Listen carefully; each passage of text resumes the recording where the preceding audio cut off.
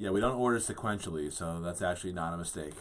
My name's Andy Lockwood, and Pearl Lockwood is on special assignment this week. Her assignment being rush through as many FAFSA and CSS profiles as she can possibly get to before the big November 15th deadline for many colleges.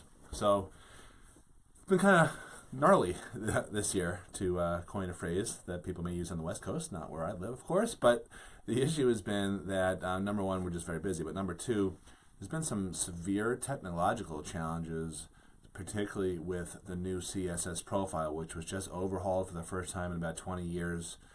And that has resulted in some additional information required of the filers, but some real glitches and slowdowns and outages. It's just been very painful for Pearl to do all the financial aid forms. And if you're filing on your own, don't wait till the last minute. If you're watching this and you have a senior, hopefully you don't have a November 15th deadline, but if you have something a little bit later, don't wait till the last minute. That is a big blunder that people make all the time. It's just kind of either not understanding what their deadlines are, which I'll speak about in a minute, but also just waiting till the last minute, because the longer you wait, the fewer options you may end up having. So if you have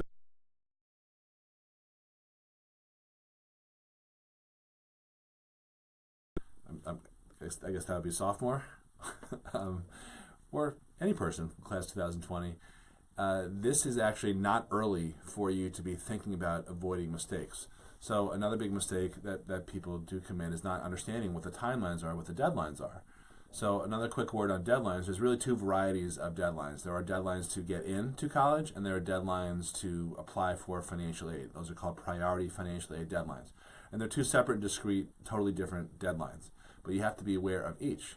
In particular, if you miss a priority financial aid deadline, then you may not get a full and fair review of the eligibility that you have for grants and scholarships at that particular college, because they will treat you into, depending on when you file, either on or before the priority deadline or afterward. Those are two separate categories.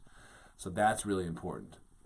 In terms of another blunder that I think is very important to avoid is you need to look at the timelines of when everything is going to be required.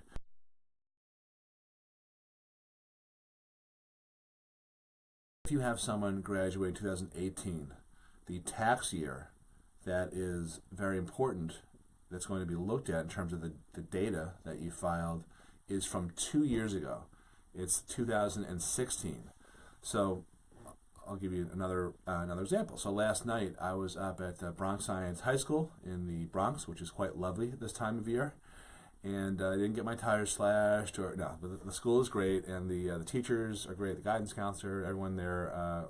We have great clients from there. Neighborhood, but but anyway, I was talking to a couple of parents that I met, and I think there were two parents who had sophomores, and one of them said, I think we're kind of early, but tell me a little bit about what you do. And I said, well, actually, if you have someone graduating in 2020, the tax year that's going to be very important for you is 2018.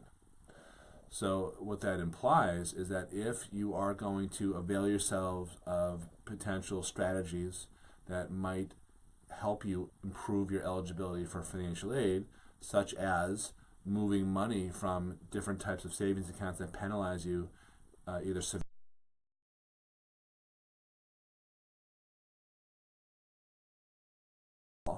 which could improve your eligibility, then if there are tax implications or tax consequences, your best bet is to not have them show up on your tax return. So that would mean that if you have that type of situation, that 2017 for that family with a 2020 high school grad, 2017 is the right year to do that, because 2018 is not the year you want to be showing some sort of paper trail. Now let me just make a quick note on that. This ties into blunder number 3. It's just not understanding how the whole process works. So I go into this in much more detail at my presentations that I do all over the place. I have one coming up in Northport, so a brief commercial message. If you're watching this and you're in the Northport or Huntington areas, I will be there, I believe, on the 16th. I should have checked that before I mentioned it. At 7 p.m. at the Northport Public Library. I will. I'll try to double check that. If I'm wrong, I'll double check that and make a revision here on this post. So, in the financial aid formulas, you're actually penalized for doing what a lot of people would consider are the right things to do, meaning save money in your kids' names. But you may have a chance to level the playing field and undo that mistake, even though it was, with good intent, it was probably recommended to do that by your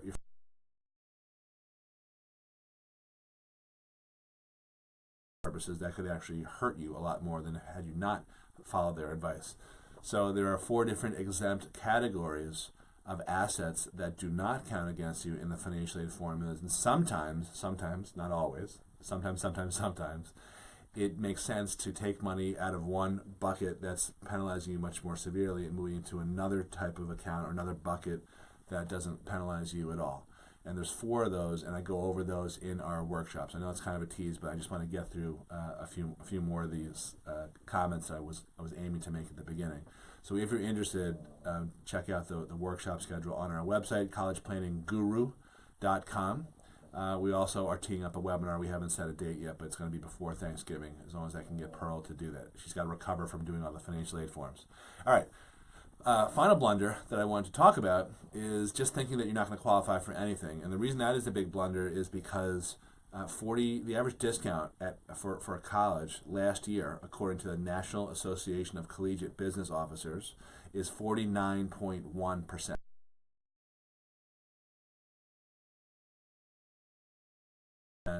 Of people are paying full price, and they're subsidizing the other 75%.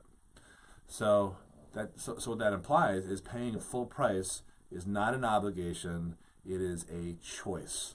And if you were to, there's different ways to pick colleges. There are emotional reasons. There are colleges that are very highly, ranked, or they're known for great football teams and that type of stuff. Okay, I'm not saying those are all bad, but that's sort of one consideration.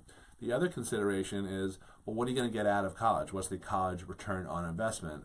And that is, the implication of that question is that it focuses less on the 4 years of college, but more on the 40 plus years of your life after college.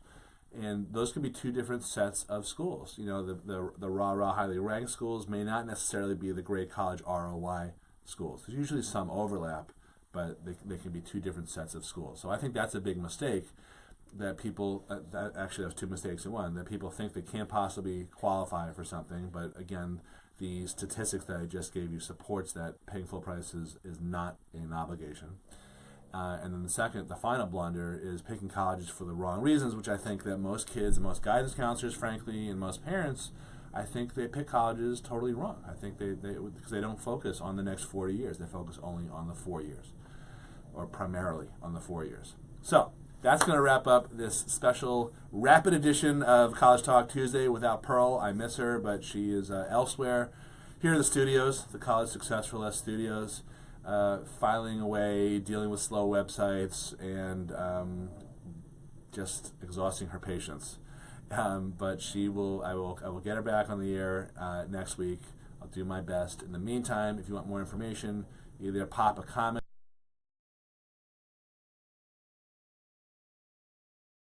Any parent you think could use this information, and I'll see you at an upcoming workshop if you are so inclined. The schedule is posted on our website, collegeplanningGuru.com, and I'm pretty sure I'll be in Northport Thursday night at 7 o'clock at the Northport Public Library, which is kind of like the Bellagio of Northport.